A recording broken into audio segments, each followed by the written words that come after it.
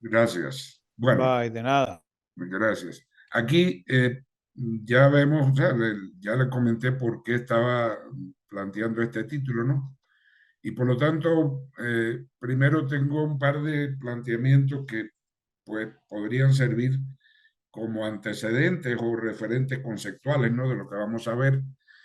La Dirección General de Educación Superior para el Magisterio, la de Jesús, en abril del año pasado, fijó y orientó un documento que se llama Procedimiento General para la Autorización Federal de Programas de Posgrado. Este documento pues establece todo el procedimiento de presentación, de diseño, presentación, los diagramas de flujo de los procesos que llevan tanto la aprobación de nuevos programas de posgrado como las solicitudes de renovación para la actualización.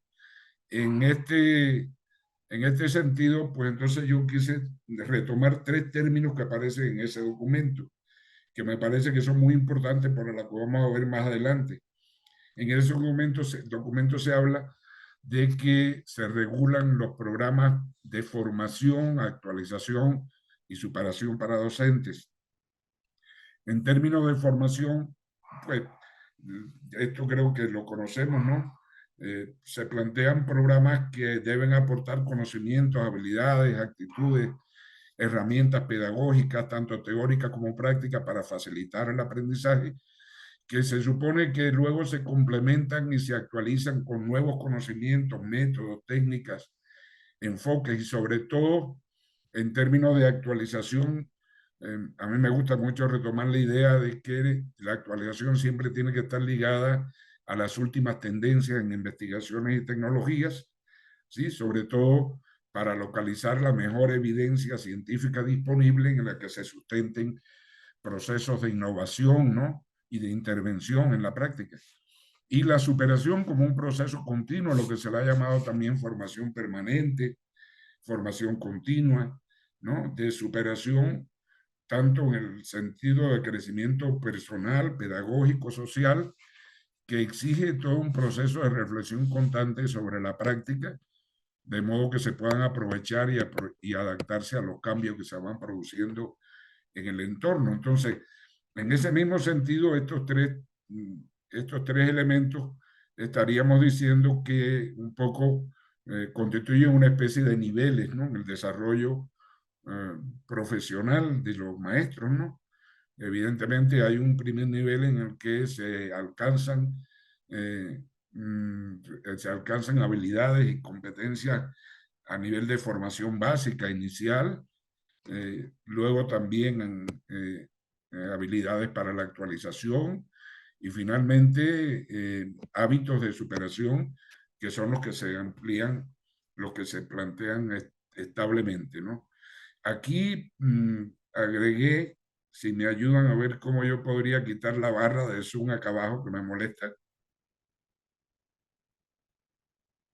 ¿Sí me pueden ayudar alguien? De ahí de donde dice ocultar, debe aparecer una leyenda que dice ocultar. Ahí le puede dar clic y se quita esa barra. No la veo. Ocultar, donde dice más, Ajá. será abandonar, no, abandonar es la reunión. Ah, ocultar panel de video, ocultar nombre de la, ocultar controles de reunión flotantes, ¿no? Es ya listo, gracias. Nada. Bien, entonces, gracias. Aquí entonces quise retomar ya sí textualmente de la ley de USICAM, que se entiende por profesionalización. Y se plantea que la profesionalización es un proceso para ampliar experiencia y conocimiento, fortalecer. ¿Por qué retomo lo de la profesionalización? Porque precisamente y esto es una decisión que no es solo de Jesús, ¿no? Es de ANUYES, es de CONACYT, se definen dos tipos de programas, ¿no? De posgrado, los llamados programas orientados a la profesionalización, que pueden ser de especialidad o de maestría, esto lo conocemos, modalidad escolarizada o mixta, y que se concentran en procesos de problematización o los programas orientados a la investigación, que son de nivel de maestría o de doctorado y que siempre tienen que ser escolarizados de acuerdo con el planteamiento de Jesús. Y entonces, de este procedimiento, se plantea que hay que asegurar que en los programas para la profesionalización, es decir, este primer nivel, debe asegurarse una pertinencia académica a través de la cual se conserve la articulación y congruencia, y leo textualmente, entre los contenidos, planes y programas de la educación básica nacional con los programas de educación normal y de actualización. Y fíjense que tengo subrayado y en negrita, porque aquí es donde me empieza a saltar la primera gran duda, no de ahorita, de hace mucho tiempo. ¿Qué significa conservar articulación y congruencia entre lo que se está produciendo en la educación básica y lo que debe hacerse en la formación docente? ¿Quién conserva a quién? ¿Sí? ¿Qué significa articulación y congruencia? ¿Quién se supedita a quién? ¿Debe supeditarse los programas de educación básica a la formación que tienen los maestros y a la formación de posgrado que se le da? ¿O viceversa? ¿No? Tiene que, los programas de formación de maestros son los que tienen entonces que adecuarse a los planteamientos de la reforma. Y de aquí entonces es que pues definí un primer reto, un viejo reto, un primer reto número uno. Es decir, lo que yo llamé profesionalización para operar las reformas curriculares. Yo creo que lo comentaba Alonso cuando hablábamos de esto, siempre esto me ha parecido como el dilema del huevo y la gallina. ¿Qué es lo que va primero? Y yo creo que no va primero ninguna de las dos cosas. Yo creo que hay que lograr una articulación entre ambos procesos, cosa que no siempre ha pasado, ¿no? Cosa que no siempre ha pasado. En determinados momentos los procesos de reforma de la educación básica andan por un lado y los procesos de renovación en la formación docente a la espera de lo que va a aparecer en la formación básica. Yo creo que eso es un error. Yo creo que incluso no es que yo lo crea, está planteado incluso en las estrategias de educación para todos de la UNESCO. Cualquier programa de la educación básica, de renovación curricular en la educación básica, debe considerar también los procesos de formación que ya tienen los maestros para asegurarse de si de verdad pueden cubrir esos cambios que se hagan en la educación básica.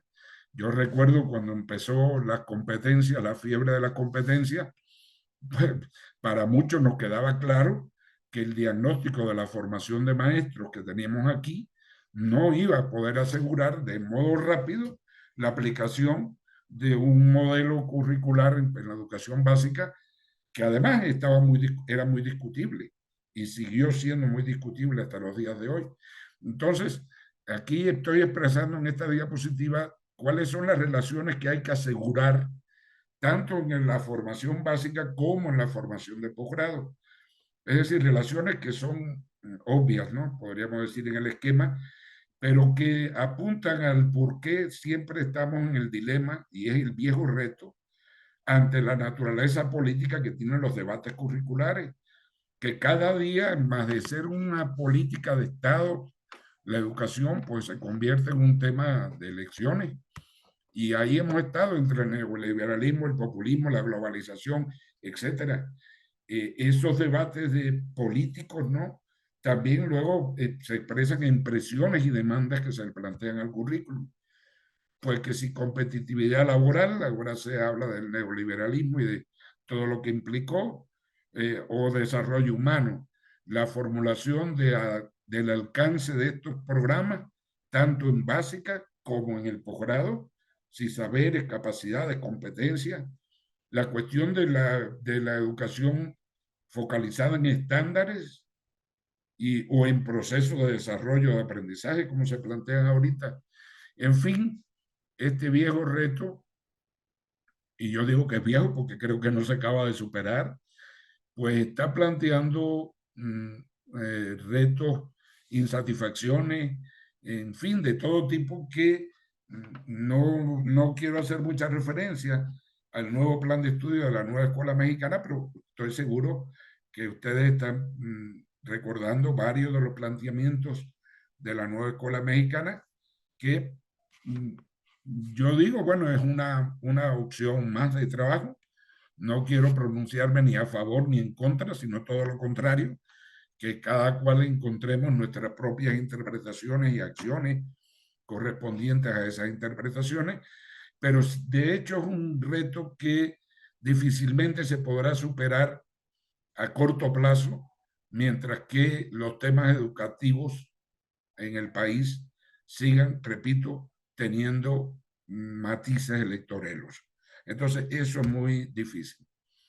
¿Cuál es el nuevo contexto ante esta situación de los posgrados, de la formación docente y de los posgrados en educación en función de una nueva tarea que tiene la profesionalización, que es la contextualización del currículum, algo que no es nuevo en el campo de las teorías curriculares, ni mucho menos, no es nuevo, pero que con la nueva escuela mexicana viene a salir a sacarse como una función y una característica particular que tiene esta reforma, y por eso pongo entre comillas contextualizar el currículum, bajo la idea de que, bueno, ya sabemos de qué hablo, ¿no? Que si programa sintético, que si programa analítico, que si la comunidad como fuente principal de aprendizaje, etcétera. Y entonces yo aquí me digo, bueno, entonces a partir de esta cuestión, este proceso de profesionalización para contextualizar el currículum, que debería ser uno de los componentes principales de los programas de posgrado a la luz de la nueva escuela mexicana, ya que de eso hablamos, ¿qué reto nos pone? ¿Por dónde comenzar a diseñar estos programas de posgrado? Habitualmente, casi siempre hemos comenzado a diseñarlo por los ámbitos disciplinares que consideramos, ¿no?, que debe dominar el maestro para poder operar en su profesión las tareas que tiene. Sin embargo, hoy eso quizás entre en duda. ¿Por qué? Porque estas preguntas se la plantearon Cole y Martín en el año 2006 en un artículo publicado en una revista Prelac, donde decía vigencia del debate curricular, y debatían incluso la cuestión de los aprendizajes básicos, las competencias, los estándares, y al final planteaban que con cualquiera que fuera el diseño del currículum por aprendizaje, por saberes básicos, por competencia o por lo que fuera, el maestro siempre tendría que hacerse estas 4 preguntas, ¿no? Y estos 4 problemas profesionales a enfrentar en la contextualización, yo solo voy a poner un ejemplo. El primero, por ejemplo, el maestro tendría que preguntarse cuáles son las culturas en las que deben integrarse los alumnos para poder construir y desarrollar proyectos de vida satisfactorios con desarrollo personal, emocional y afectivo. Digamos, pensemos cuántos ejes disciplinares habría que incluir en un currículum para poder responder esa pregunta, para que los maestros aprendan a responder esa pregunta. ¿Cuántos ejes disciplinares? Que si antropología, que si filosofía de la educación, que si antropología pedagógica, que si sociología, ¿no? Que si psicología, que si psicología social, que si, en fin, ¿cuántos? ¿Sí? Entonces, aquí estamos en el dilema, ¿no? ¿Deberemos seguir construyendo programas con enfoques disciplinares o deberíamos entonces, este nuevo contexto, plantearnos un diseño de programas por problemas profesionales a enfrentar, sean estos o sean los que identifiquemos en los procesos de diagnóstico, ¿no? Porque bajo ese camino, y yo creo que yo por lo menos tengo la experiencia, ¿no? Cuando estamos desarrollando los programas de maestría en donde están fijados los espacios curriculares asociados a las disciplinas, siempre nos queda un sinsabor, ¿no? Por ejemplo, la última pregunta, cuáles aprendizajes son responsabilidad de la escuela y cuáles son responsabilidad de otros escenarios y agentes. Y es el famoso dilema de la familia y de los maestros culpando a la familia culpando a los maestros. Pero ahí de fondo pocas veces nos detenemos a buscar todos los elementos que incluso arrancan desde las culturas en las que estamos desarrollando el trabajo. Entonces, este nuevo contexto, pues, mi opinión, ¿no?, de la función esta de contextualización va a implicar y debe implicar un viraje en los diseños de los programas. De hecho, ya les comentaba que la última acción de diseño que hemos estado trabajando y que está en proceso de aprobación de una especialidad en docencia en el Centro de Actualización del Magisterio, pues hemos intentado hacer un diseño de esa especialidad bajo este enfoque de problemas profesionales a enfrentar y incluso ha sido un debate, porque entonces dice, bueno, ¿y cuándo entran las disciplinas? ¿Y cómo se actualizan ni siquiera cómo se actualizan, ¿no?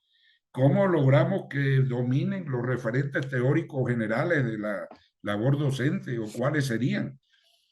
Y ahí entra el problema, ¿no? Es decir, en el sentido en que solo a partir de un grupo de estudiantes concretos de los retos que se están planteando en cualquiera de estos cuatro problemas, ¿no?, de los retos y de los intereses para aprender a enfrentar esos problemas, de ahí será que empiecen a salir cuáles serían los ejes disciplinares a revisar para que aprendan los maestros a resolver esos problemas localizando los ejes disciplinares que les haga falta para resolverlo. Y derivado de eso, entonces, pues escribí esta propuesta de desafíos y propuestas, ¿no? Número uno, para los programas de posgrado y de las demandas que se derivan de la profesionalización a la luz de los enfoques en la reforma de la educación básica, ¿no? Por aquí enumeré desafíos que me parece que se derivan de esto que vimos antes. Uno, primero, partiendo de que la formación continua de los maestros es un derecho de todos los maestros. Y yo digo que es un derecho de todos los maestros porque es el camino para asegurar el derecho a la educación de todos los niños. Este fue un punto muy debatido en los últimos tiempos, tanto para la maestría como para la especialidad acá en Durango. ¿Qué pasa? Debemos darle acceso a maestros que no pasen un proceso de admisión o qué hacemos con los maestros que entraron y han entrado al servicio sin tener una formación docente básica inicial, o los que están incluso en los niveles de media superior o de educación superior, en donde no han tenido esa formación continua que les ayude a profesionalizarse. Entonces, si hablamos de que un principio que sustenta toda el artículo tercero constitucional, que la educación es un derecho de todos, en ese todo estamos todos, ¿sí? Y muchas veces, pues, en los posgrados, pues, negamos el derecho a la educación de todos los maestros que tienen interés en hacerlo. Segundo, una profesionalización que supere la capacitación para las reformas. Yo creo que aquí es donde ha estado el gran dilema del huevo y de la gallina, ¿no? Si seguimos en la cuestión de que la profesionalización tiene que preparar al maestro para una reforma u otra, pues estamos siempre retrasados a los cambios. Más bien, una profesionalización que estimule el perfeccionamiento continuo del desempeño. Y entonces esto pone en el foco del posgrado el perfeccionamiento continuo del desempeño docente. Cómo se modela cada maestro, cómo lo ayudamos que modelen ese perfeccionamiento continuo, que tiene componentes personales, motivacionales, etc. Y el enfoque ético de la formación, como un deber y responsabilidad para la educación de sus alumnos. Yo creo que bajo ese principio se conecta con el primero, ¿no? ese desafío. Es un derecho de todos la formación porque es una responsabilidad de todos cada vez dar una mejor educación. Aquí entonces estoy mencionando algunos nuevos enfoques. Por ejemplo, un nuevo enfoque podrían ser posgrados que consideren la diversidad de los contextos educativos donde actúan los maestros. Y que desde esos contextos entonces diseñemos nosotros las tareas del posgrado. Porque por lo regular lo hacemos al revés. Damos primero los fundamentos teóricos y luego pues le decimos aplícalo a tu contexto, adáptalo a tu contexto. Posgrados que consideren las diversas necesidades de formación que tienen los docentes. ¿Cómo podemos hacer, cómo podemos considerar esas necesidades de formación que son siempre auténticas e individuales? Posgrados que aspiren a lograr procesos de desarrollo profesional en todos sus egresados, más allá que por cientos de titulación y de eficiencia terminal. Y ya sé que con esta última frase me van a excomulgar. Pero si estamos cambiando en todo el sistema educativo, eliminando estos enfoques eficientistas, estandarizados, etcétera, ¿no? Pues yo creo que también tenemos que cambiarlo, esa filosofía en el caso de la formación de los maestros. O sea, los maestros llegarán a aprender a cambiar incluso esos enfoques en la evaluación de sus alumnos, si lo podrían aprender a hacerlo mejor, si ven en la formación que le damos nosotros en las instituciones formadoras, si ven que lo estamos haciendo también con un enfoque de desarrollo profesional, ¿no? Y no tanto para poder obtener una titulación, un por ciento de titulación, etcétera. Claro, esto estoy planteándolo fuerte, pero claro que hay diferencias, ¿no? Entre si va a ser para una especialidad, para un posgrado o para un doctorado. Hay modalidades de maestría incluso, ¿no? En los que pues hay que asegurar procesos de titulación con estándares medibles, etcétera. Propuestas que se derivan de estos desafíos y de estos enfoques. Currículum, tratar de formular en el posgrado currículos abiertos. Abiertos en cuanto a acceso a contenidos y aprendizaje esperado. Y digo currículum abierto, está la experiencia de muchas universidades privadas que al diseñar por módulos, pues permite que los estudiantes entren en distintos momentos del proceso, de la maestría o de la especialidad, siempre y cuando no haya una precedencia, ¿no? También currículos abiertos a distintos tipos de contenidos y de aprendizajes. No necesariamente yo tengo que plantearme los mismos contenidos para un estudiante que para otro, o esperar los mismos aprendizajes en un estudiante que en otro, si estamos partiendo de esa diversidad de contextos educativos en los que están y de esa diversidad de necesidades de formación. Currículum flexibles en cuanto a modalidades, estructuras y espacios curriculares que sean adaptables a las necesidades y a las demandas formativas. Perfiles de egreso incluyentes.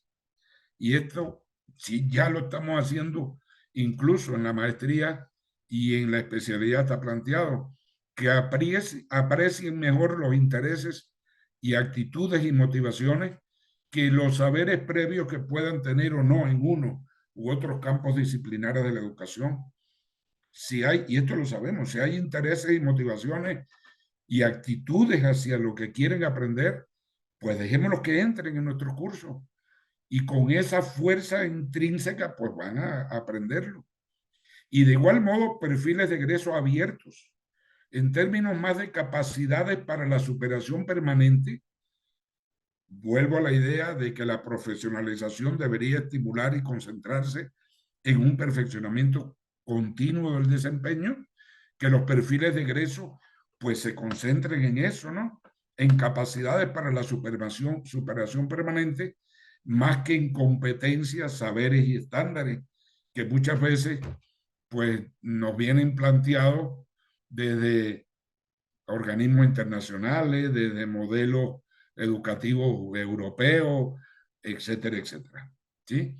Este es un primer reto con desafíos, propuestas, y entonces, pues quisiera escuchar una o dos opiniones, ¿no? Habíamos hablado con Alonso de dar esa oportunidad en algún momento.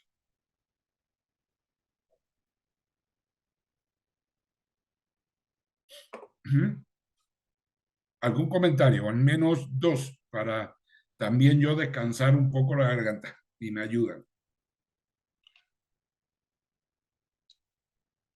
¿Quién levanta la mano?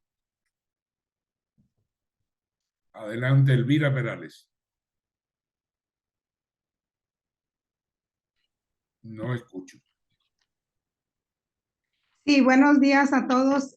Yo coincido, gracias doctor por esta presentación.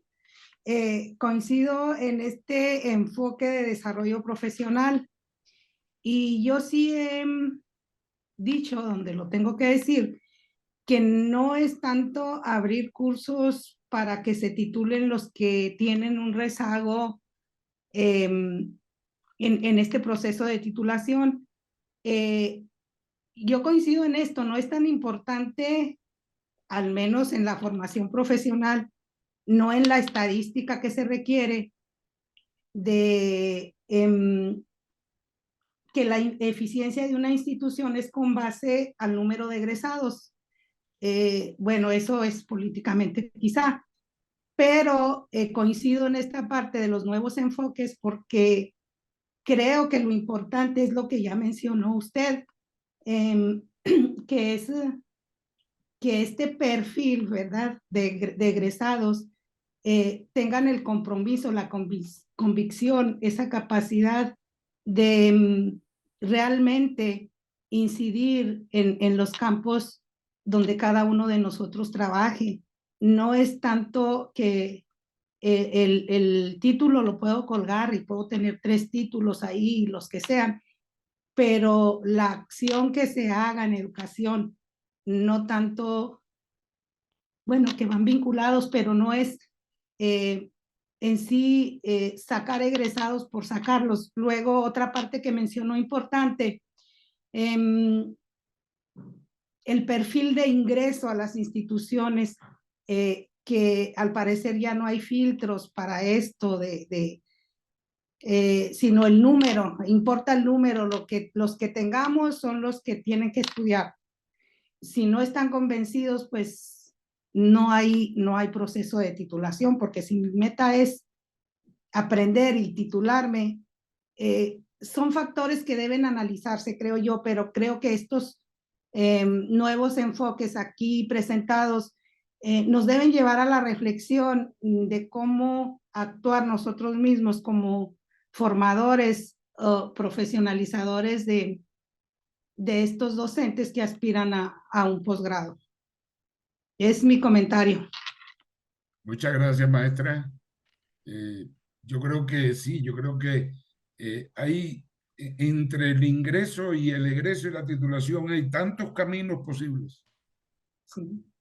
Y yo creo que ahí es donde hemos fallado con los diseños de los posgrados, que prácticamente siempre hacemos un único camino, ¿no?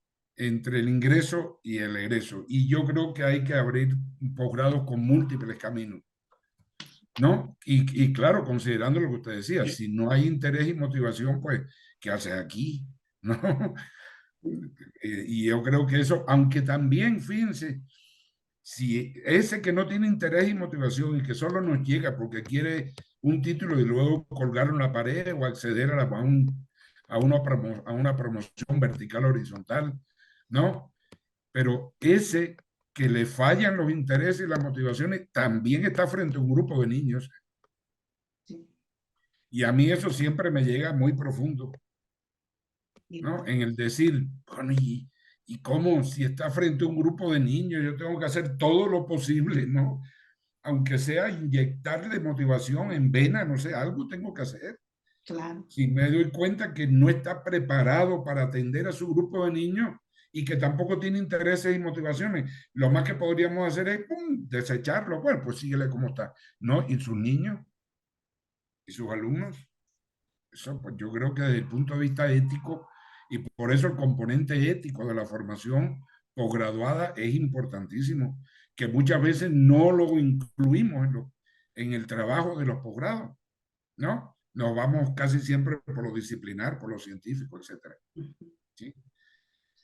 ¿Quién más pide la palabra para un segundo comentario? Verónica es.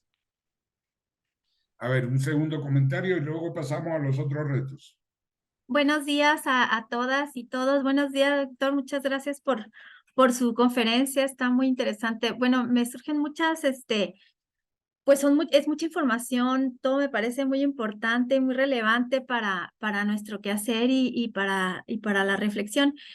Y yo, bueno, pensando en esta frase con la que empieza bueno, aquí en esta filmina que dice una profesionalización que supere la capacitación para reformas educativas y entonces ya plantea usted, ¿no? Pues estas características que deberían de considerarse, ¿no? Que sea, eh, que sea continua, que sea ética, que contenga una diversidad contextual, diversidad de necesidades, currículos abiertos, flexibles, incluyentes. Y pues son muchas características que debería entonces contener esta profesionalización que vaya más allá de las reformas educativas y de las necesidades electorales. Y bueno, no sé si es así como una forma muy simplista de ponerlo, ¿no? Pero quizás pues el humanismo no está tan errado, ¿no? Porque entonces al final pues es a la humanidad a la que hay que seguir poniendo en el centro, ¿no? Bueno, eso se me ocurre. Yo quiero conocer usted qué opina. Y, y sobre eso que plantea usted de los currículos flexibles, de estos posgrados flexibles a manera de módulos, no sé si me podría explicar un poco más, porque mencionaba que los estudiantes pueden incorporarse en diferentes momentos, o sea que no son secuenciales, pues. No llevan una secuencia como lo tradicional. No sé si me podría explicar un poco de eso. Y pues eso sería todo. Muchas gracias. Muchas gracias, maestra. Un comentario. El diseño de currículos por módulos precisamente es un diseño que se hace sobre la base de problemas profesionales. Cada módulo sería un problema profesional. Le puse el ejemplo del primer problema que está en la diapositiva, ¿no? Es decir, comprender la cultura en la que se deben integrar los niños, ¿no?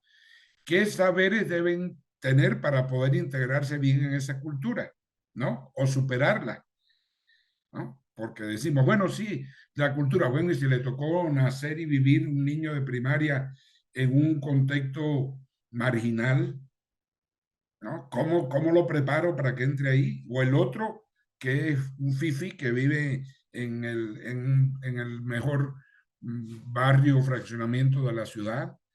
Entonces, fíjate cómo en ese primer problema hay múltiples enfoques disciplinares para abordarlo. Eso sería un módulo. Y por lo tanto, es un módulo que de manera relativamente independiente lo prepara para enfrentar ese problema. Como el de la familia podría ser otro módulo para enfrentar el trabajo con la familia, en el que también se vinculan saberes, contenido de los programas, en fin. El diseño curricular por módulos se hace no por disciplina, sino por problemas profesionales, de modo que en cada módulo se aborde un problema profesional y se recurra a cuantas disciplinas sean necesarias comprender y aplicar para aprender a resolver ese problema. ¿Me explico? ¿Me expliqué? ¿Sí? Y eso, claro, también he trabajado en varias universidades acá que tienen diseño por módulo y no son tales módulos, ¿no? Porque al final cuando vienen a ver, pues son también cursos disciplinares, ¿no? De determinadas ramas de la pedagogía, de la psicología, etcétera, etcétera. ¿Está bien? Bien, bueno, entonces le pasamos al segundo bloque de comentarios. ¿Sí? Déjenme ver. cómo me regreso, a ver si me hago bola de nuevo aquí.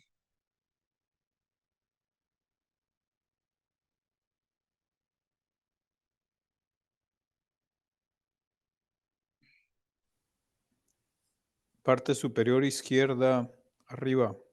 Ahí ya. Y acá en la ejecución, ¿sí? Sí. A ver, problema profesional. Vamos al viejo reto número 2.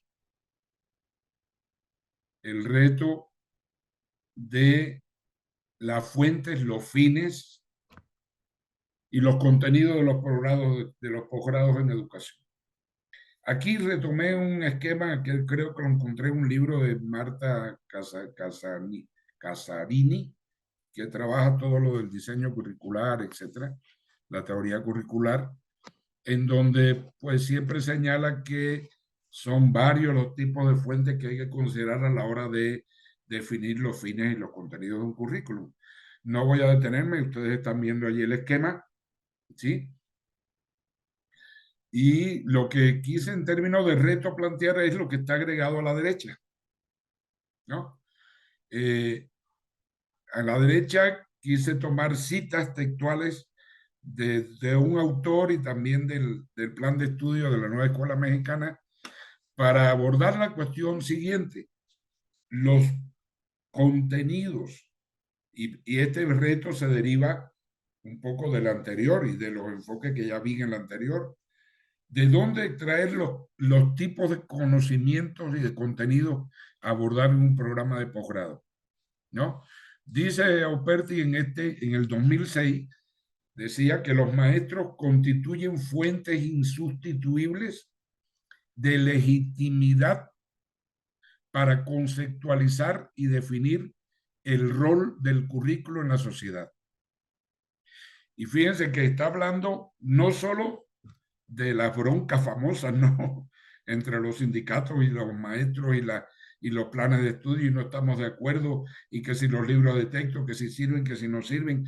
No, está hablando este autor de legitimar para conceptualizar y definir el rol del currículo. ¿Por qué? Por algo obvio, ¿no?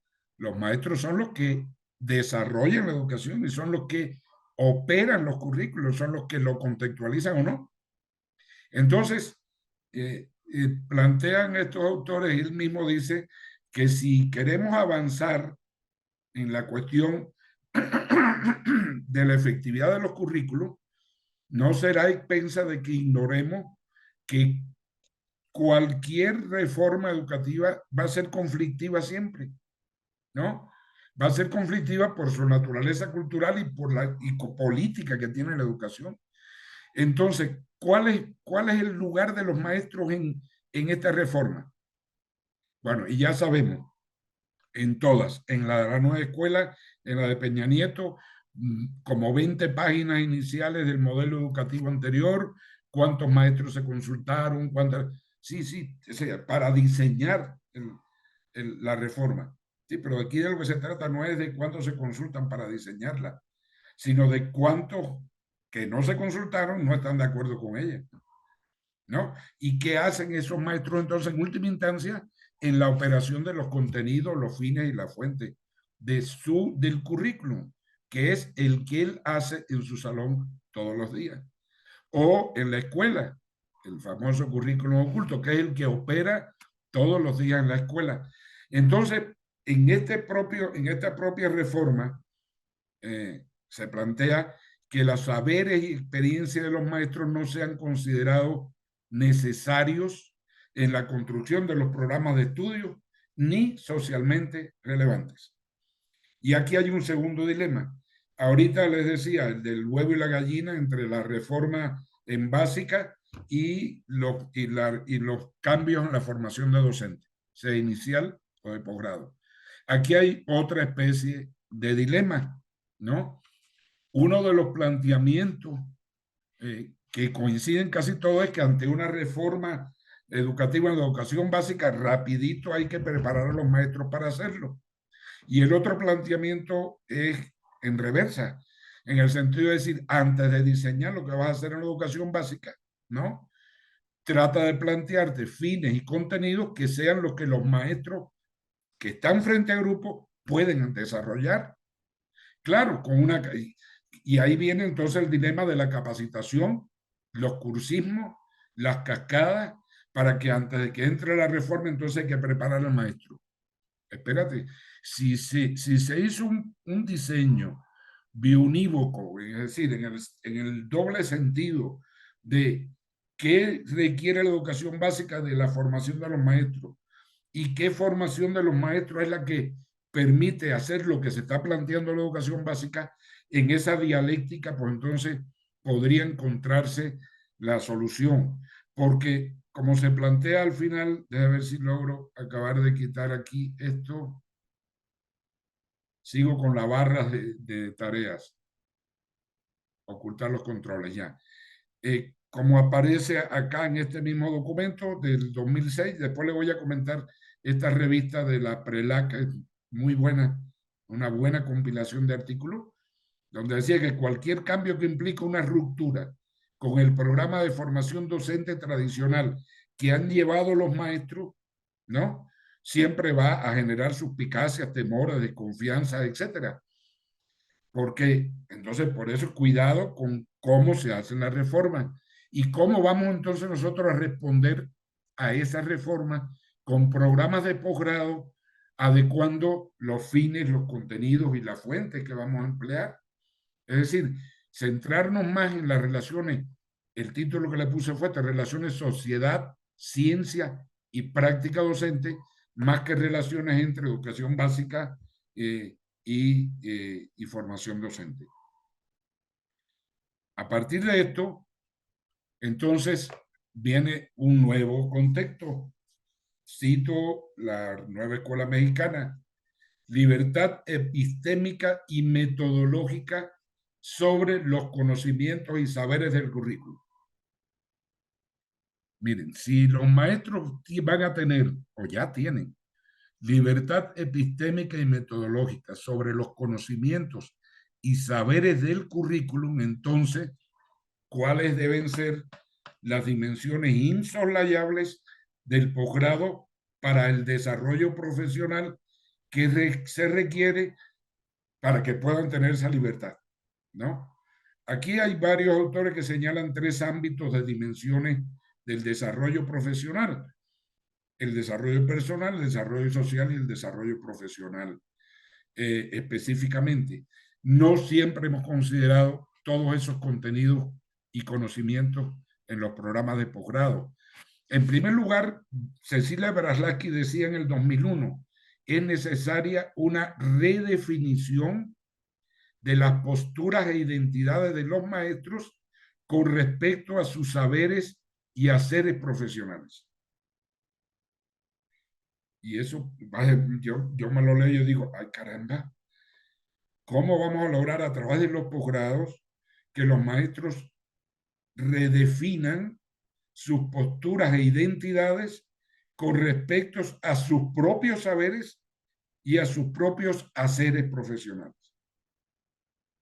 Entonces, esto me lleva a la idea, no solo tendríamos que diseñar posgrado con base en problemas profesionales, ¿sí?, que ellos van a tener que están resolviendo en su práctica, lo que vimos en el caso anterior, sino tendríamos que diseñar problemas de posgrado que le muevan el tapete a los maestros que tenemos en el posgrado en qué posturas e identidades han asumido respecto a sí mismos en función de sus saberes y sus haceres.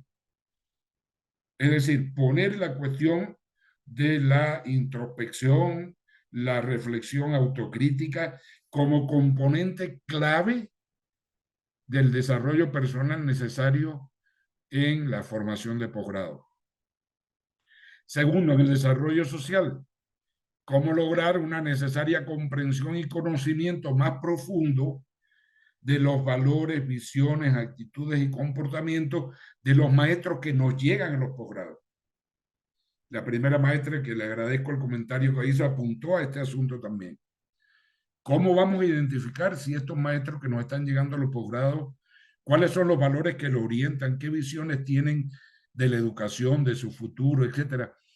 No he querido poner ejemplos quizás al final, pero por ejemplo, a nosotros nos ha dado muchos resultados en los procesos de ingreso, incluso al doctorado, hacer entrevistas profesionales, no solo encuestas. Sí, si hacemos encuestas, por ejemplo, algunas adaptaciones de las dimensiones personales, de las dimensiones de la docencia de Fierro y Fortul.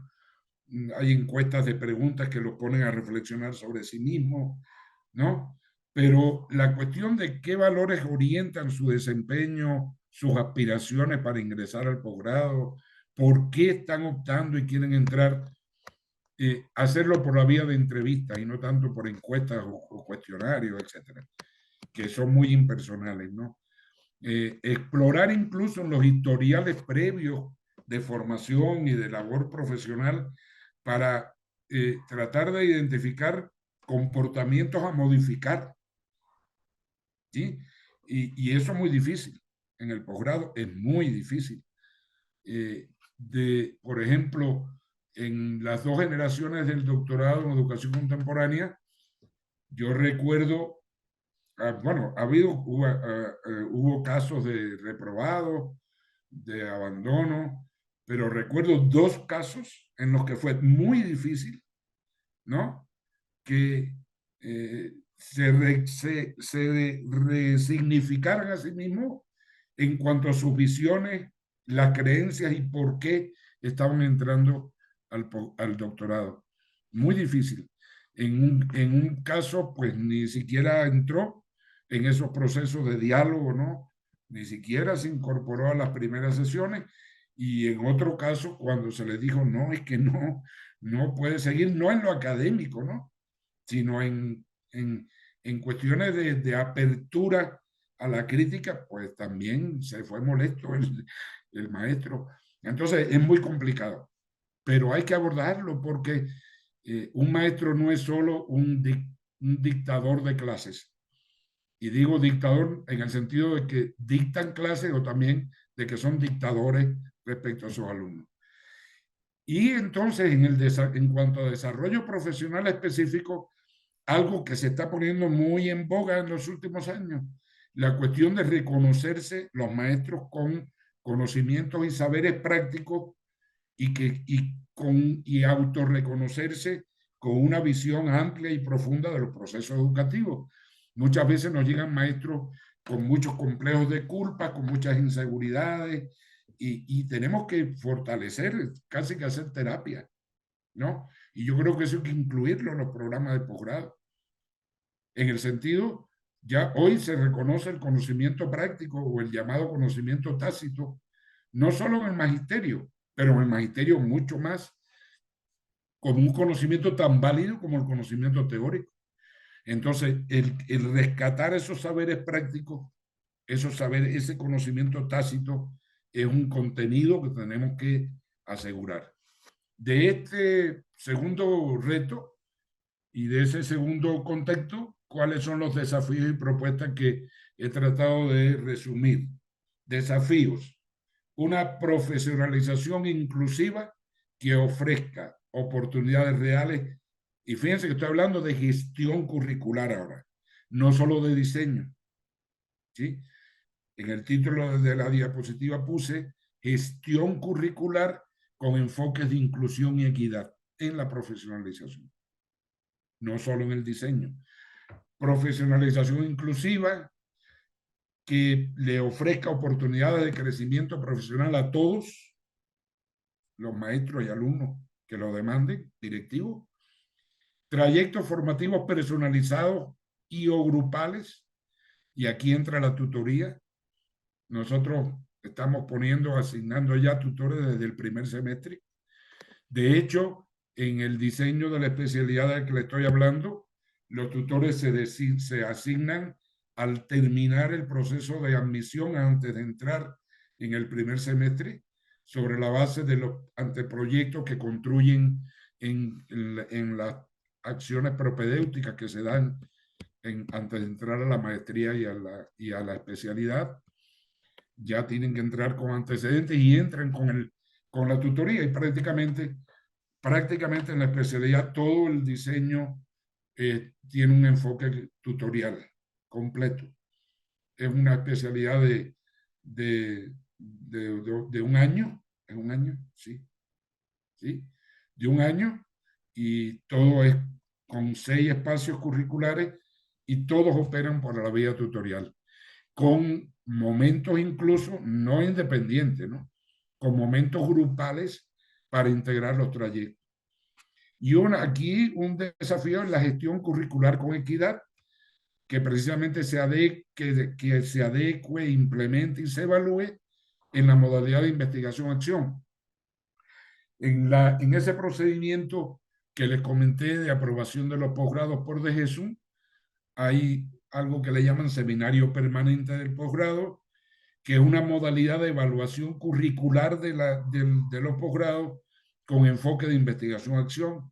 No esperar a que haya una generación de egresos para ver el seguimiento de egresados, no esperar a obtener resultados de eficiencia terminal o no, sino que con una modalidad de investigación-acción en el seminario permanente, con la participación de estudiantes, de académicos, incluso de expertos externos, vayan haciendo una evaluación tipo investigación-acción e introduciendo modificaciones constantes al programa, no tener que esperar a un rediseño total del programa. En el caso del doctorado, que tiene ya 4, así que fue 3 años más este último 6 años, ¿no? 6 no, porque se operó uno, no terminó. Bueno, tienen como 4 años en operación. Se han ido introduciendo constantemente cambios al diseño. Y ahorita que ya se presentó una nueva propuesta para abrir un grupo en la normal del Estado, pues ya en esa propuesta se integró todos los cambios que se fueron haciendo en el transcurso de la operación. Entonces, eso es cuestión de gestión. Nuevos enfoques. Bueno, aquí podría decir, se nos puede convertir en un gran gallinero la dirección de posgrado de la universidad, ¿no? A lo mejor Alonso me dice que lo estoy enredando, ¿no? Porque entre tanta flexibilidad, etcétera, pues que se nos puede perder el norte, ¿no? Y por eso aquí yo creo que un enfoque importante es definir un marco curricular institucional del posgrado en la institución, ¿no? En donde se definan para todos los posgrados objetivos, enfoques y estrategias, claro que generales, tan generales como concentrándose en el concepto de educación como derecho humano y en el concepto de educación como eje del desarrollo profesional, individual y social. Es decir, formular eso de modo que definan un marco de encuadre de cualquiera de los otros programas que se diseñen y se implementen en la universidad. Y sí vi que tienen varios de maestría, bien interesantes las temáticas que están planteando o que están operando, muy relacionadas, me llamó la atención, lo voy a ver en el tercer desafío, muy relacionada con los cuerpos académicos y la generación de líneas de conocimiento, pero también muy apegado en el primer semestre, casi todos arrancaban con la cuestión del plan de estudio de básica. Entonces quizás ahí haya que hacer algunos movimientos.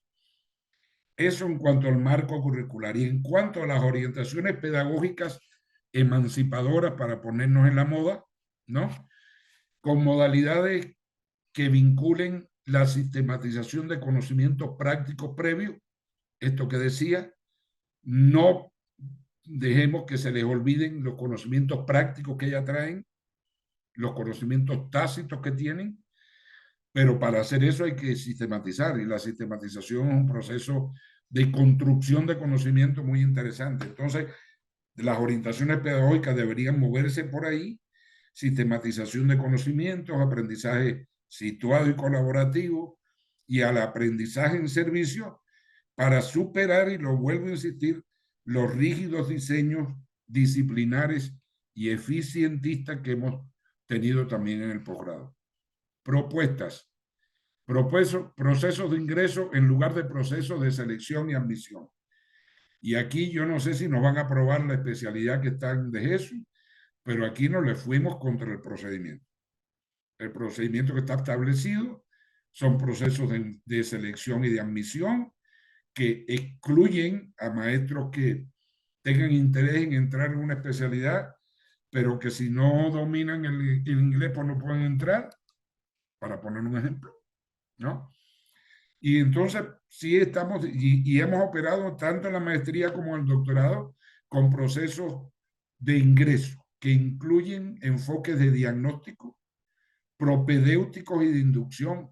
El curso propedéutico nuestro tienen más de 40 horas y se enfocan sobre todo en ajustar, actualizar, consolidar habilidades de pensamiento, del trabajo intelectual, de manejo de fuentes, habilidades digitales, etcétera. Entonces, apoyándose en esos procesos de ingreso, de diagnóstico, propedéutico y de inducción, es que se toman decisiones de organización y de implementación del currículum. Y la otra propuesta serían los llamados currículos emergentes en cuanto a modalidades, contenidos y procesos de desarrollo según las potencialidades de los docentes y de las necesidades que surjan. Por ejemplo, estamos planteando que todo el diseño de la especialidad se construya sobre la base del desarrollo de un proyecto de intervención, ¿sí? Y se conforman equipos de trabajo desde el curso propedéutico. Pero esos equipos de trabajo tienen propósitos y contenidos disciplinares o de campos de acción en la educación básica distintos. Entonces yo no tengo por qué a todos darle lo mismo como currículum. Por lo tanto, se diseñan y se van construyendo currículos emergentes de acuerdo con las necesidades que van surgiendo en el propio diseño e implementación del proyecto, ¿sí? Sobre la base de esto que puse en negrita aquí, es otro elemento también muy discutible, ¿no?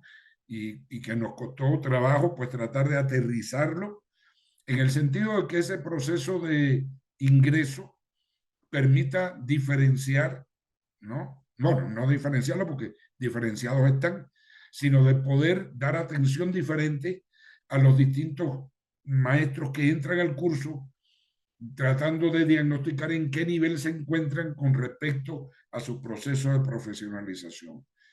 Entonces, dejar abierta la posibilidad de que a un mismo grupo entren maestros que lo que requieren son procesos de habilitación y capacitación, digamos, aquellos que no tienen una formación docente previa, ¿no?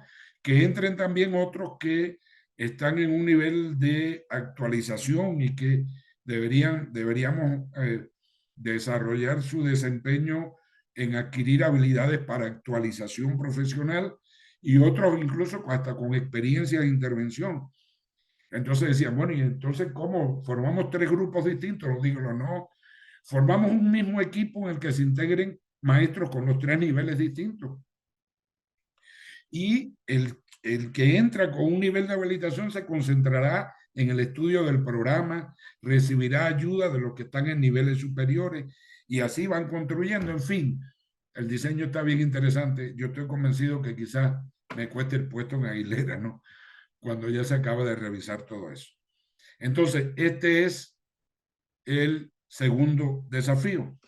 Quiero entonces escuchar también, igual que hace un rato, un par de comentarios, ¿no? Sobre este segundo reto, este segundo desafío. Y me toca un receso de unos minutos, ¿sí? a mi garganta. Ayúdenme.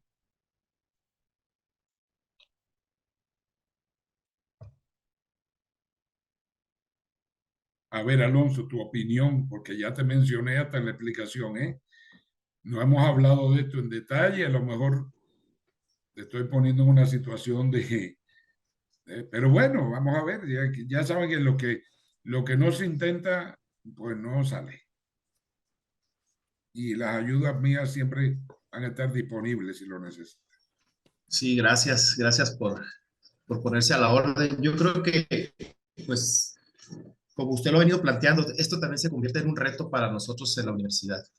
El primero, pues abandonar los esquemas tradicionales que hemos estado construyendo desde ya hace muchísimos años, ¿no? Y poder transitar a las nuevas tendencias de la formación docente y poder concentrar todos estos elementos que usted nos plantea en un marco curricular, pues que responda a la flexibilidad, a un marco curricular abierto, situado, que esté en continua modificación, que sea dinámico y que bueno, que dé la posibilidad de ir transitando de diferentes actores educativos de acuerdo a sus necesidades. Entonces, finalmente, pues creo que sí es un gran reto el que tenemos, pero bueno, creo que la universidad se ha caracterizado por estar a la vanguardia y debemos mirar hacia allá para, pues para precisamente ofrecerle a los docentes de educación básica y de los diferentes niveles la mejor alternativa para su superación profesional.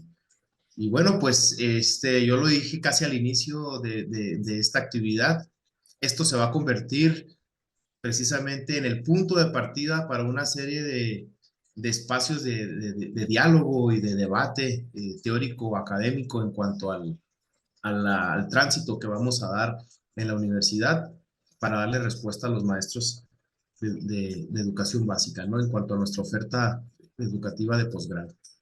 Okay. Gracias, Alonso. ¿Algún otro maestro, algún comentario, aunque sea para discrepar, ¿no?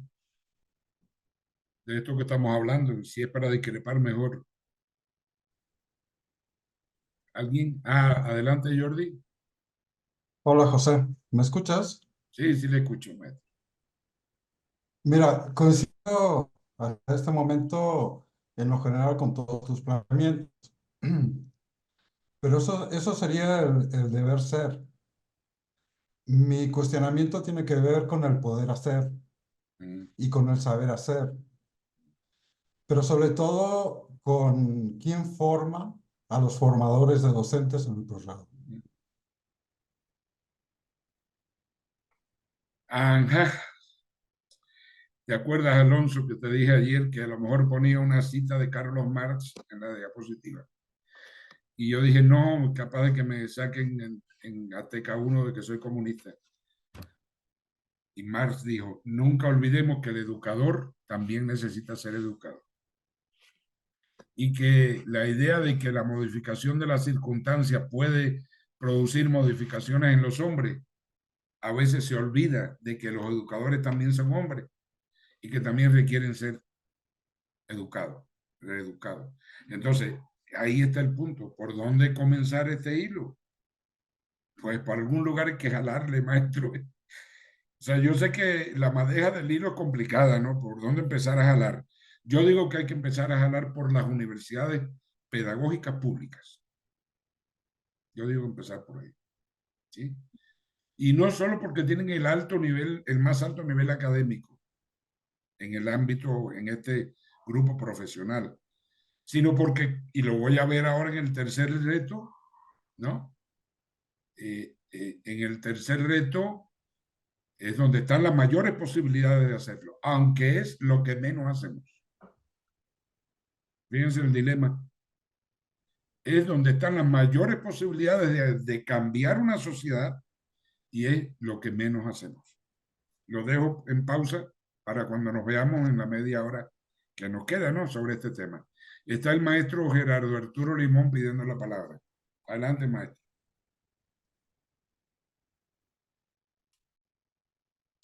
Sí, dentro de su disertación que agradezco, él mencionó algo de cómo el currículum es planteado desde los grandes órganos, el Consejo, no lo menciona por nombre, pero el Banco Mundial, el Fondo Monetario Internacional y otros organismos se dan a la tarea de marcarnos la pauta académica, didáctica, y entonces el maestro no solo debe de ser, como lo mencionaba Jordi, y usted le respondía con la cita de Marx, de reeducado, sino mantenerse en los principios del entendimiento de la lealtad superior, que es la lealtad a un modelo educativo nacional que es soberano y que buscaría en todo caso tener las directrices adecuadas en beneficio de esa soberanía.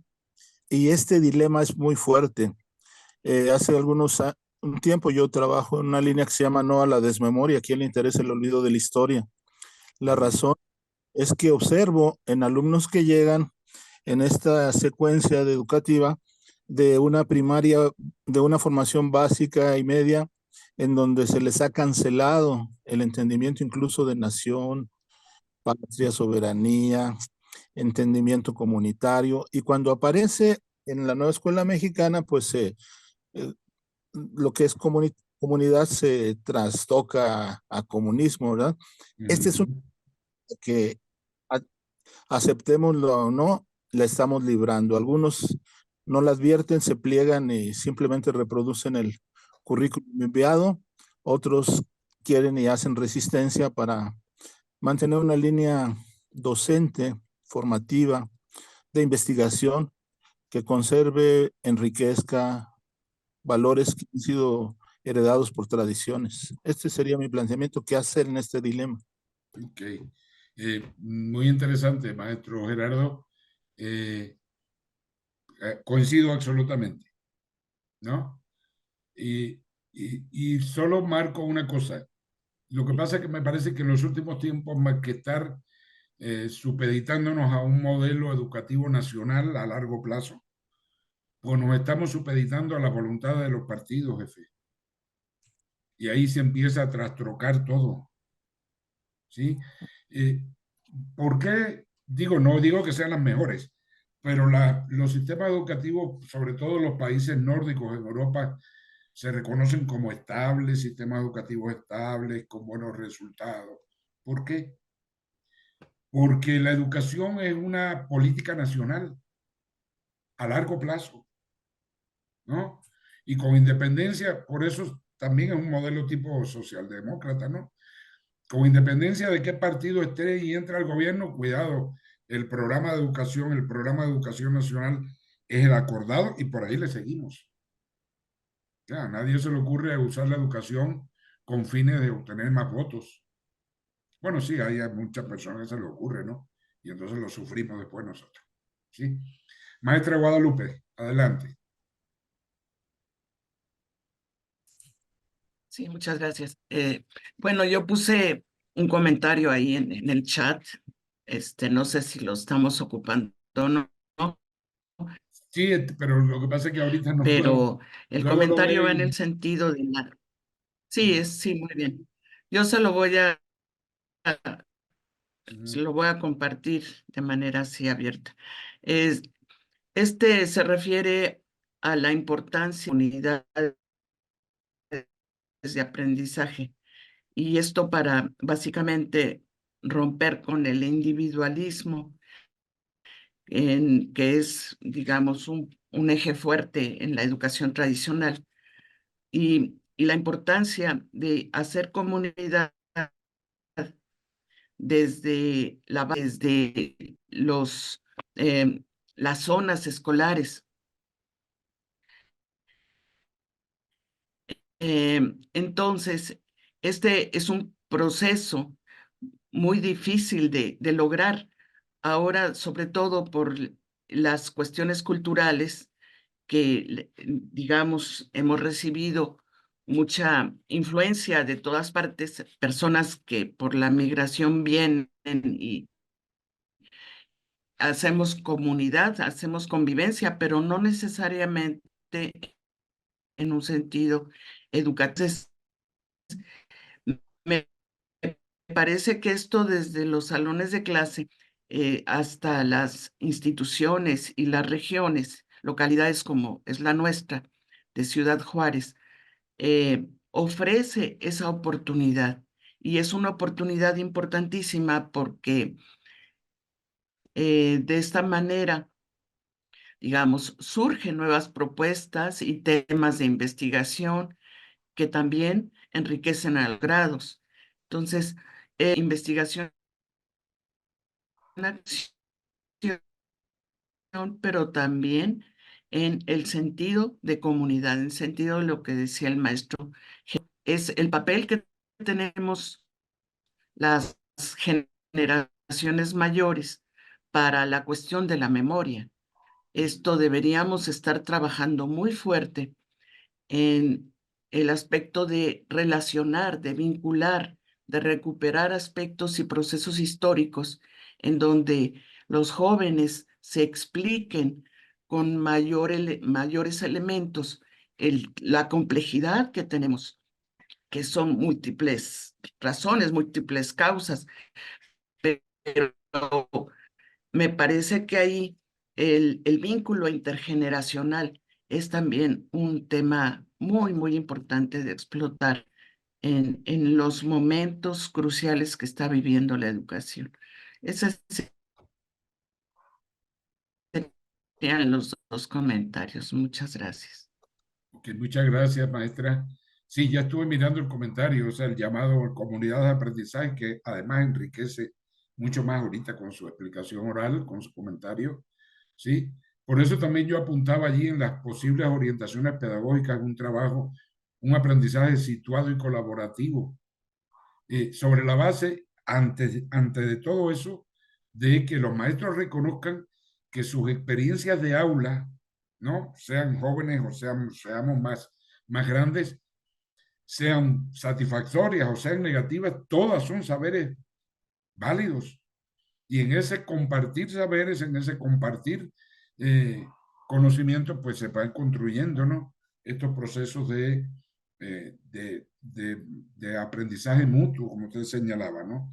Y esto en el posgrado, pues da la posibilidad, sobre todo porque tenemos la posibilidad de que ingresen jóvenes.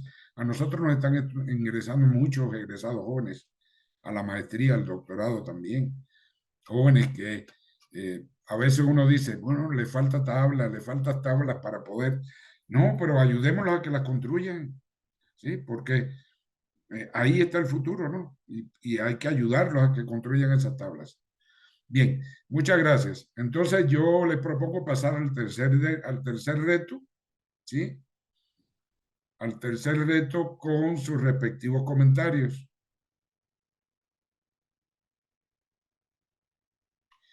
Y les comentaba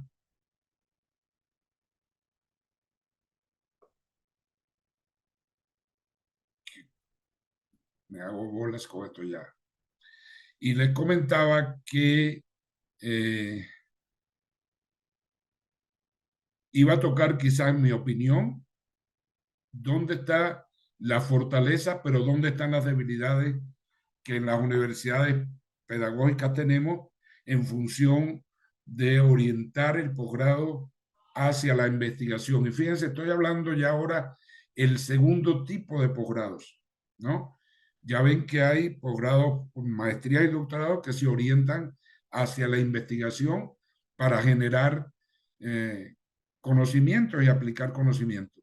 Me tomé el atrevimiento de buscar aquí textualmente definiciones de líneas de generación de conocimiento, ¿no? Primero esa, y estoy marcando en rojo, fíjense que por primera vez uso el color rojo en la presentación, ¿no? Dice en PRODEP que una línea de generación de conocimiento es una serie coherente de proyectos, actividades o estudios con un conjunto de objetivos y metas de carácter académico en temas disciplinares o multidisciplinares. Y yo pregunto, ¿de carácter académico o de carácter formativo? ¿En temas disciplinares o formativos? O ambos. Y dice, es muy frecuente que la generación de conocimiento, yo diría, o siempre debería, se lleve, dice, al desarrollo de aplicaciones de tipo innovador en beneficio de la sociedad.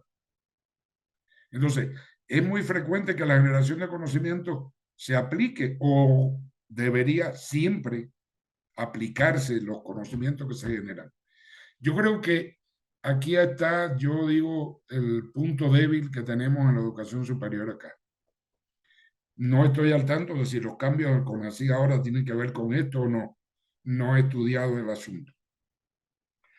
Pero la idea de seguir operando una investigación científica a nivel de cuerpos académicos o a nivel ya de la formación de los egresados de los posgrados con orientación investigativa, que no esté centrada en la solución de problemas prácticos, ¿sí? También en la generación de conocimientos teóricos, pero en una generación de conocimientos teóricos que apunte a la solución y a sustentar la solución de problemas que están presentes en la educación. Yo creo que por aquí es donde se están desaprovechando las mayores oportunidades que hay. Única vez que voy a hablar de Cuba. La gran ventaja que tuvo Cuba cuando fue posible hacerlo, de bajos recursos naturales, de centrarse en la formación humana, estuvo en convertir la ciencia en la solución de los problemas del país.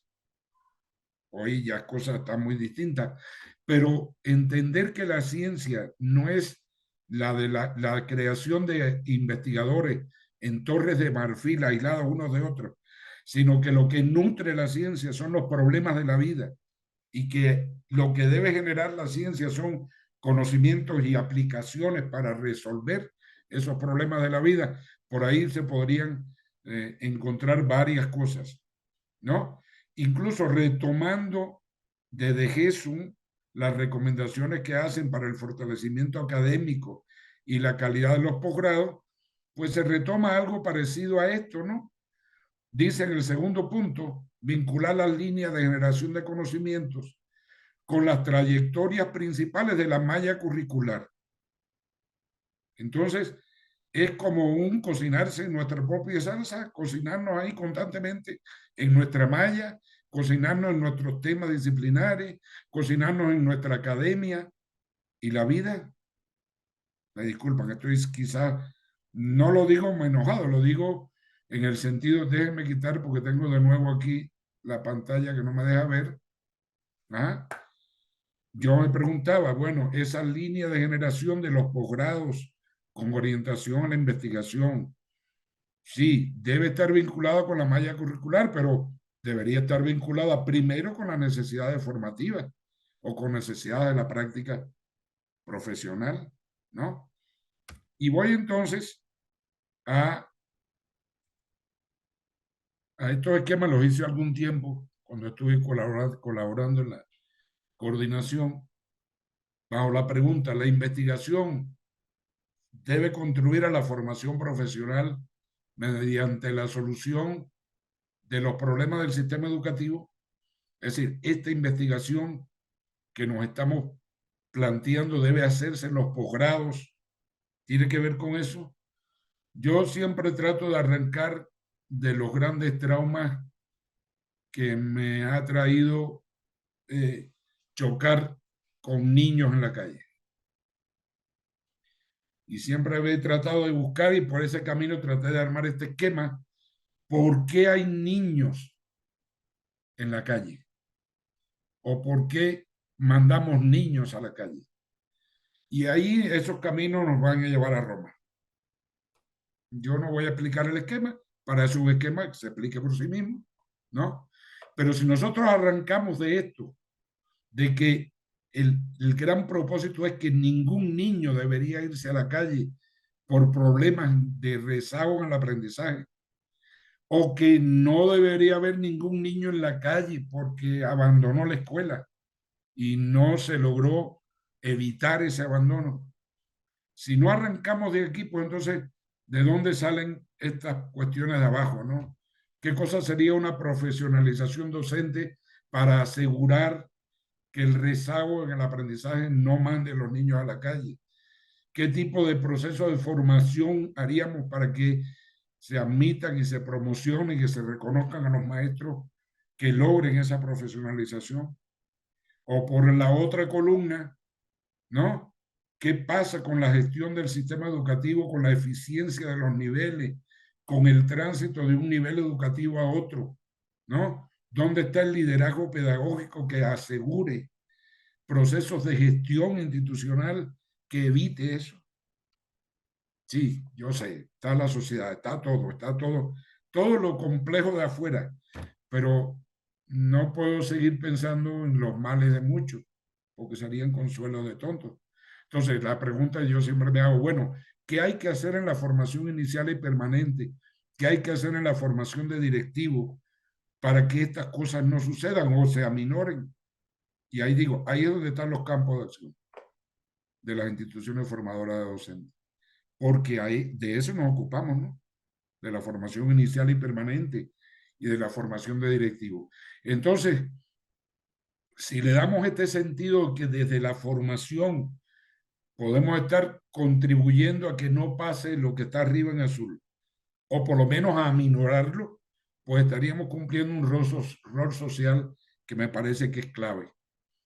Y la segunda pregunta es entonces, bueno, ¿y cómo gestionar los posgrados para asegurar eso anterior? Esto es una experiencia también de Cuba. En Cuba, la ciencia se organiza en modo de pirámides. En modo de pirámides que arrancan, como está puesto arriba, de problemática del sistema educativo, ¿sí? Que se articulan con decisiones de acciones en las escuelas, en las universidades pedagógicas, ¿no? Entre esos canales de comunicación, lo intenté hacer aquí en Durango, logramos hacer unos pasos y ya luego vinieron cambios de gobierno y todo se volvió a echar para atrás. Sentarnos las direcciones de educación básica en la secretaría, los CIDES, que son los centros estos de investigación para el desarrollo, las escuelas normales, se invitaron a escuelas privadas y vamos a ponernos de acuerdo, vamos a comunicarnos en cuáles son las problemáticas del sistema educativo del Estado que hay que resolver y qué decisiones tendríamos que tomar en las IFAD, en las escuelas y en nuestro caso en los posgrados para atender esas problemáticas. Y aquí está la pirámide de la que les hablo. ¿Por qué? Porque sobre la base de los trayectos de práctica profesionales en las carreras, ¿no? De los procesos de titulación y egreso con los diseños de posgrado, en las asesorías para titulación, ¿no? Y cayendo ya en la formación continua y de posgrado, con las temáticas de los proyectos de investigación y de tesis que se planteen y de las ofertas de profesionalización que estemos dando nosotros en el posgrado, los cuerpos académicos podrían direccionar todo esto, ¿sí?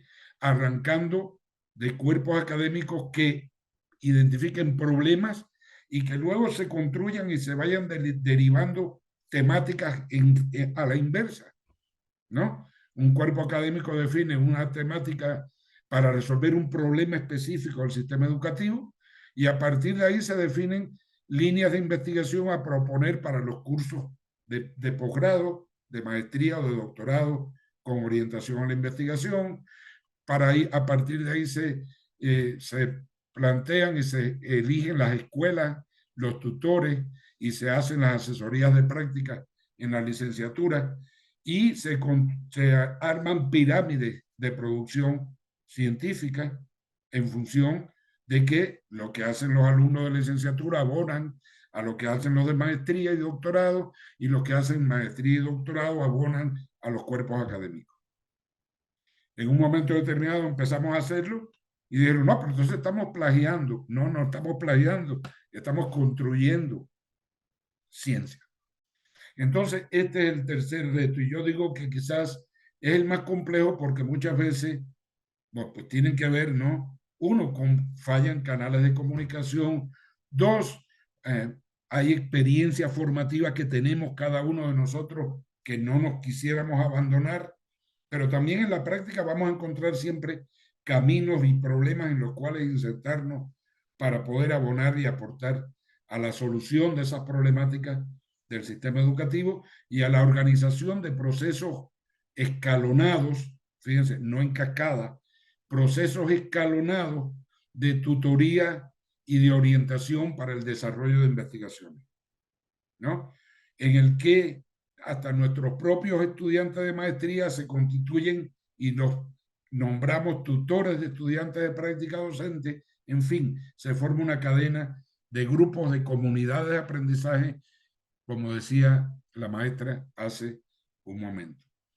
Este es el tercer reto, desafío y propuesta.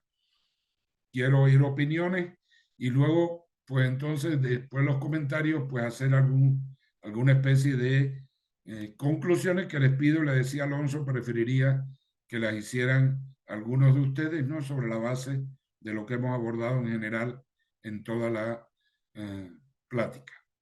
¿Sí?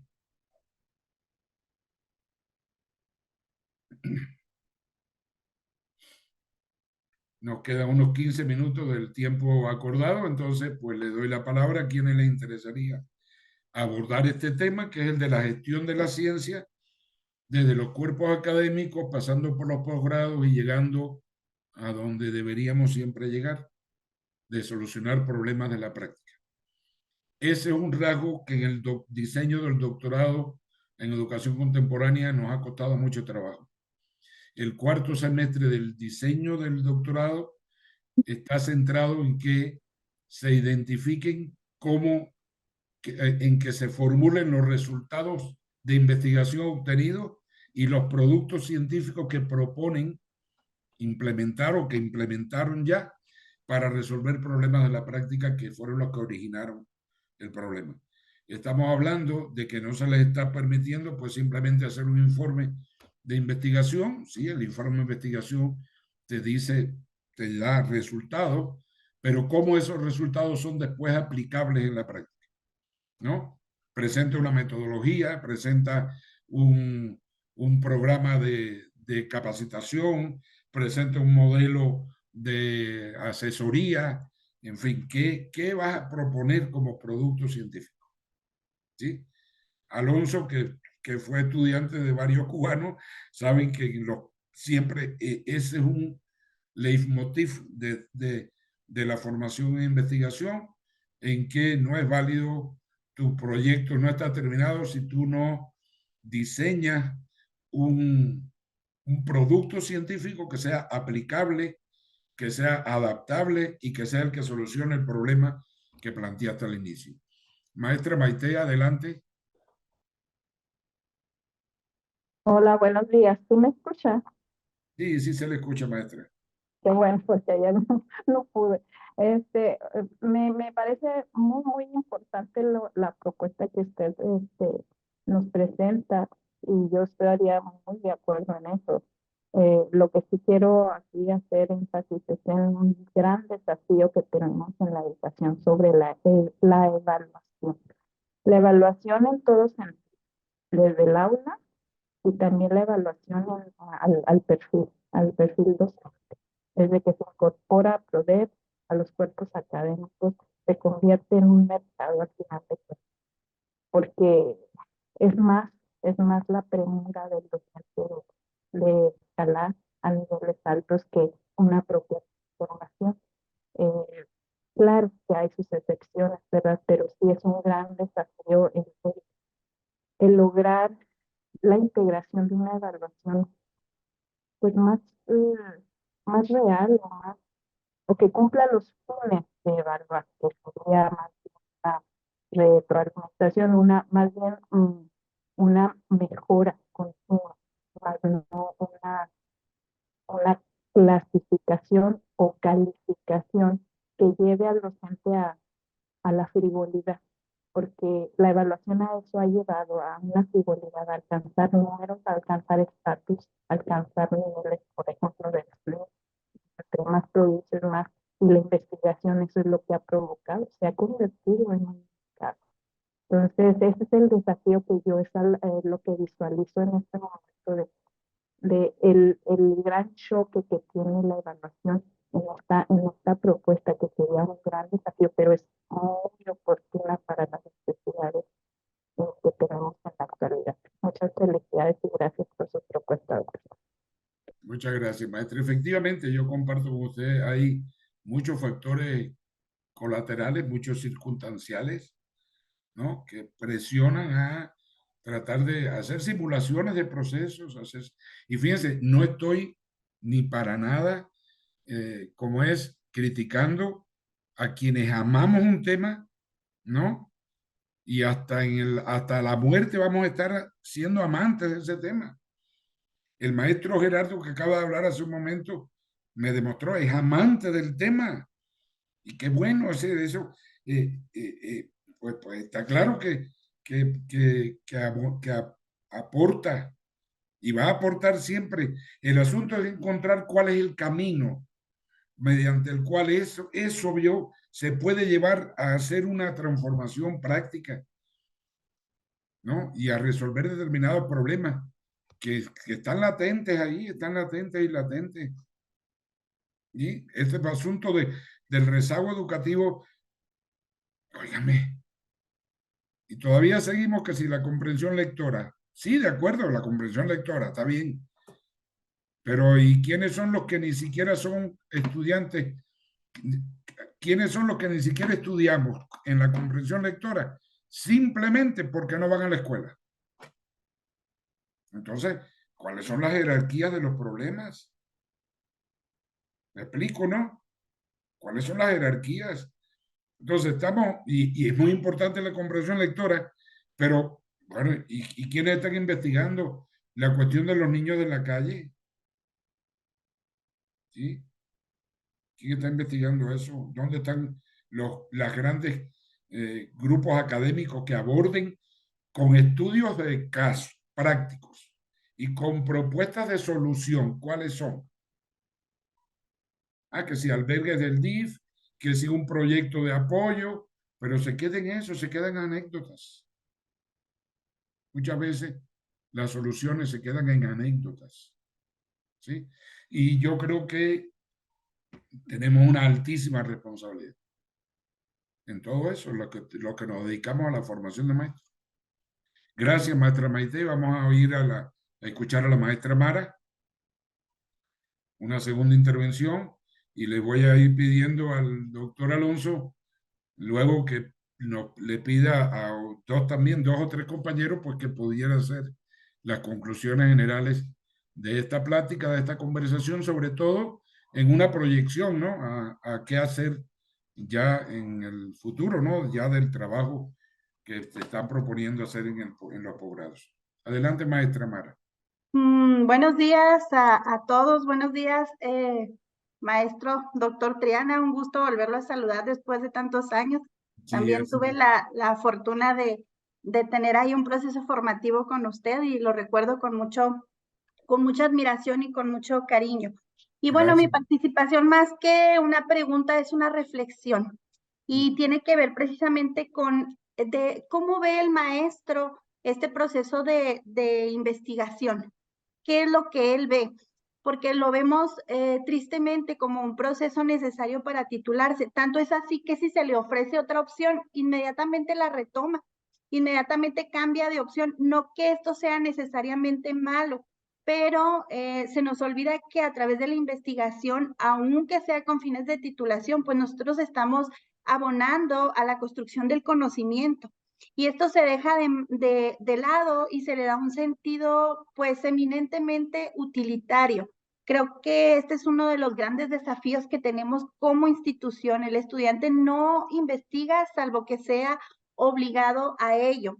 Y entonces creo yo que esto me hace pensar que tenemos que incluir en nuestros procesos de formación algo más está quedando ahí acéfalo, no le hemos podido dar en el blanco para que el maestro tenga por interés propio, que tenga esa motivación para contribuir al campo educativo con programas o con investigaciones inéditas que resuelvan problemáticas contextualizadas de su realidad, de lo que él como maestro vive cada día, de cuestiones que están ahí, ¿no? Que las podemos ver a lo mejor en los libros, pero que también las podemos ver de manera vivida y sentida en lo corto. Entonces me parece que ahí no le hemos sabido pegar como universidad y particularmente en la unidad de Parral lo vivimos, ¿no? El estudiante se acerca a tutorías para la titulación, pero si se abre el curso, inmediatamente todos se van, independientemente hasta del nivel de avance que el maestro tiene en la tesis. Entonces creo que esto es algo que nos debe hacer reflexionar mucho como institución. Hacia dónde vamos, qué sentido le estamos dando a la investigación y cómo podemos abonar con elementos que hagan que nuestros estudiantes finalmente le tomen amor, pero sobre todo le vean la utilidad, ¿no? Que sepan que es algo que les puede ayudar a resolver problemas de la vida real. Muchas gracias. Muchas gracias, Mara, muchas gracias. Yo reitero la idea, yo creo que los cuerpos académicos, las decisiones de las líneas de investigación y de generación de conocimiento en los cuerpos académicos, yo creo que por ahí puede arrancar la reorganización de todo esto, ¿sí? Siempre y cuando, ¿no?, esos cuerpos académicos y esas líneas de generación de conocimiento estén pulsando con los problemas que en la práctica están chocando los maestros, ¿no? Porque si al final en los cuerpos académicos, y fíjense, no estoy hablando de sus cuerpos académicos, yo vi las líneas de generación de conocimiento, son buenas líneas de generación de conocimiento, son buenas, ¿no? En las que vi, estuve explorando también en la página de la universidad, de ustedes de la universidad, son buenas líneas de generación de conocimiento, pero la pregunta que me asalto es la siguiente. Bueno, están asociadas a las líneas de conocimiento, vi asociadas programas de maestría. Muy bien, ¿sí?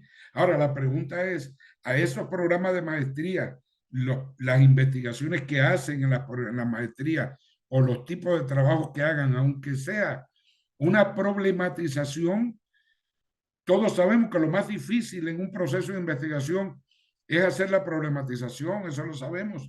Entonces, muchas veces hacemos problematizaciones, yo digo, en el mismo caldo, y no salimos a hacer problematizaciones de la realidad, que sean la fuente de los problemas, que sean la fuente de los grandes problemas que cada cuerpo académico va a resolver, ¿sí?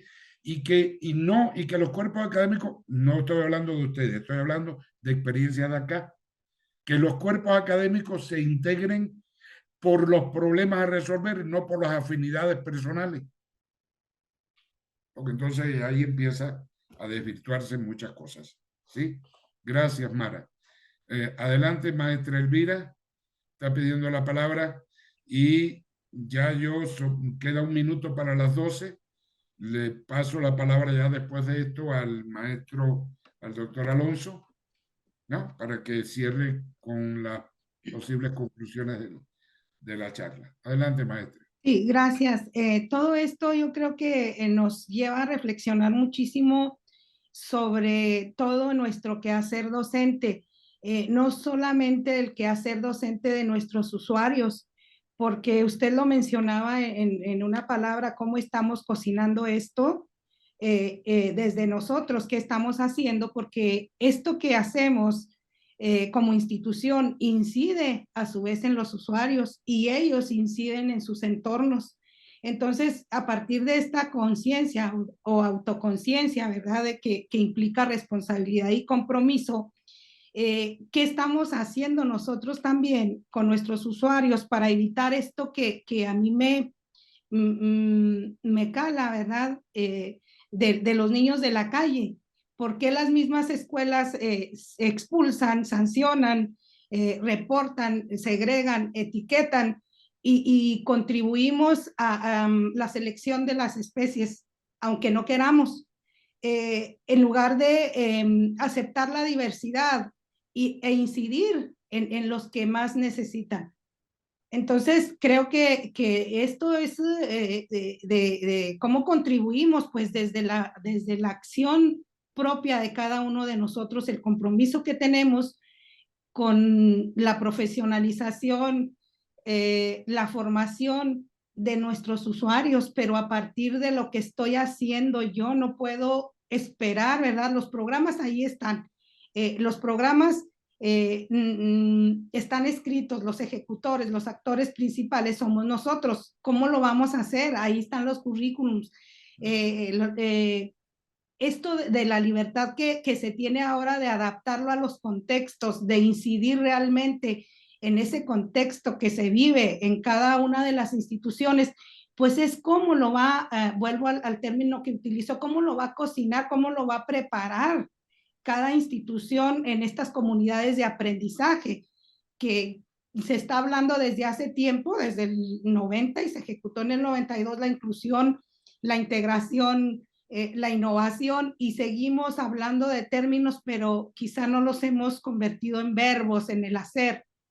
Entonces creo que el compromiso de nosotros como institución, sí, hacerlo para poder incidir como podamos, ¿verdad? En estas academias ojalá se retomen, donde todos tenemos algo importante que aportar y realmente también hacer comunidades de aprendizajes desde la universidad pedagógica, desde la UPNESH. Muchas gracias.